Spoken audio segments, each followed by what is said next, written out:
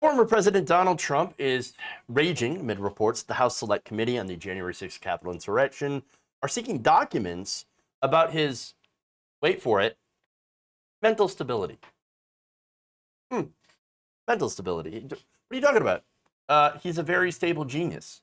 There's no question about that.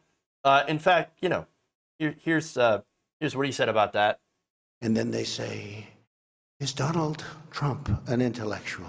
Trust me, I'm like a smart person. He's a very, very smart person. And in fact, so why would they question his mental stability? Yeah, weird. So now, in a statement released on Wednesday night, Trump called the committee leftist. Here's the statement.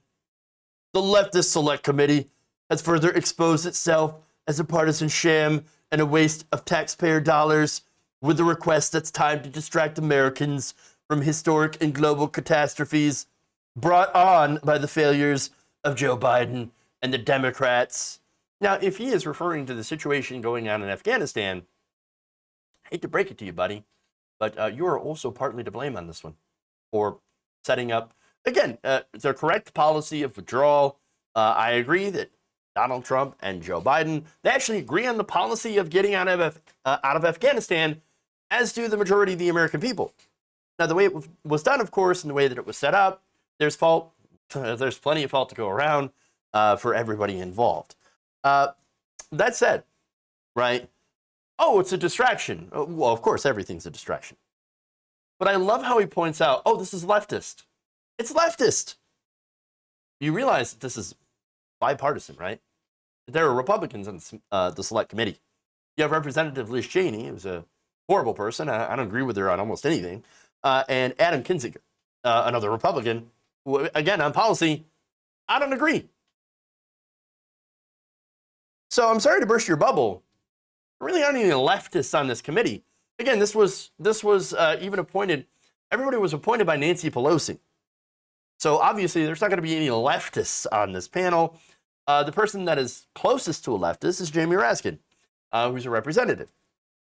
So now, what makes him progressive or a leftist, or as close to being a leftist as somebody in the Democratic Party can be? He does support Medicare for all. And he's a co-signer for Medicare for all. You know who supports Medicare for all? The majority of the American people. Also, the majority, 53% of voters, said that they approve of the House Select Committee's probe, knowing that, of course, Speaker Pelosi did appoint all of its members. I mean, if you're going to appoint Republicans that voted to overturn the election, there's a little bit of a bias there, isn't it? I know, but you could say, of course, there's a bias on the other side because it's Democrats, which is why, of course, you do have those Republicans that are also on this panel. Nonetheless, I'm going to break that down here. 80% of Democrats do support this probe, 49% of independents. Now, that means 36% disapprove, and the rest don't really know. And only about a quarter of all Republicans support this committee.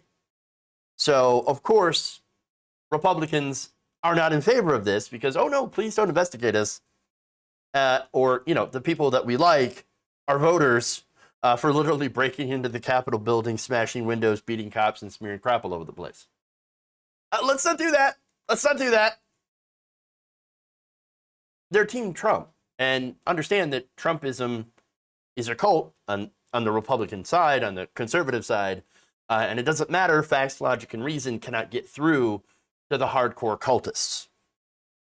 And so Trump doesn't want to share any responsibility, however, for his reckless rhetoric, urging insane people to do insane things. And of course, there are other people involved, Rudy Giuliani, Mo Brooks, et cetera, et cetera. But I love how he puts out this statement, okay? Because they want to look into his mental stability. As I mentioned, I am a very stable genius. I won the presidency for my first time, and I won.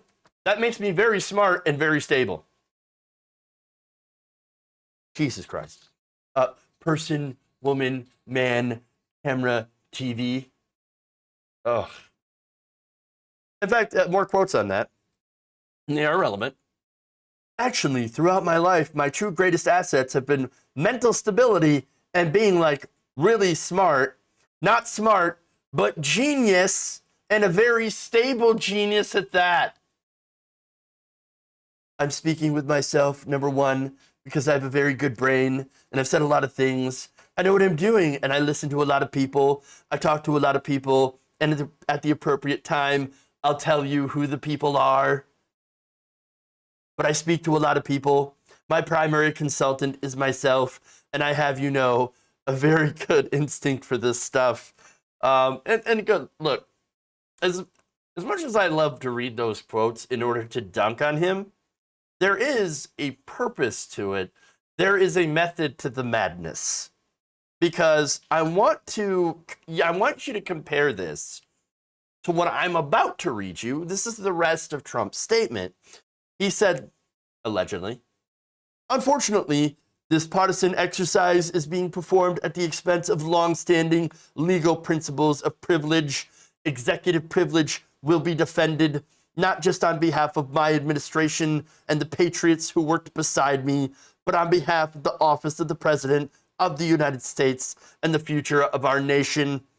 These Democrats have only one tired trick political theater, and their latest request only reinforces that pathetic reality. So, he didn't write that. He didn't write that. We all know it. He didn't write it.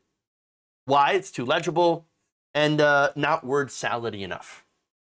Okay? So, it was likely written by Stephen Miller or somebody like that, somebody within his orbit, on the direction of Trump, who was probably pissed off. Because, again, you know how much of a stable genius he is, person, woman, man, camera, TV. Hey, to be fair, it was a hard test, but don't worry, he passed it with flying colors. Okay? But what he fails to understand now is something that was mentioned in his own statement, executive privilege. So, all right, what privilege? That's what I got to ask. What privilege does he have? You are not a member of the executive branch anymore. You don't have executive privilege. And you should already know that.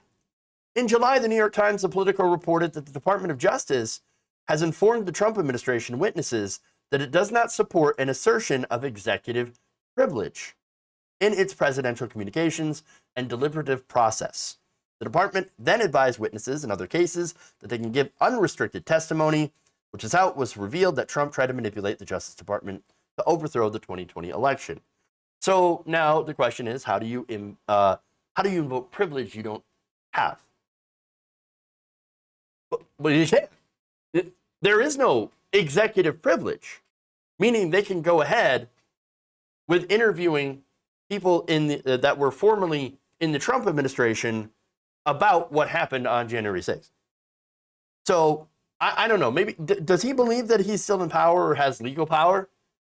Maybe he does. I mean, okay, maybe he's just incredibly stupid and doesn't read. He's a one-pager kind of guy, has no idea how government actually works. Or the other thing is that the fact that his brain is legitimately broken. And so it's probably for the best, either way, that he's no longer in power.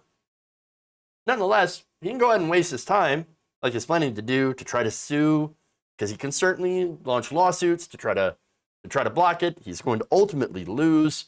That will not prevail, but it will stall it out for, I guess, some time. Okay.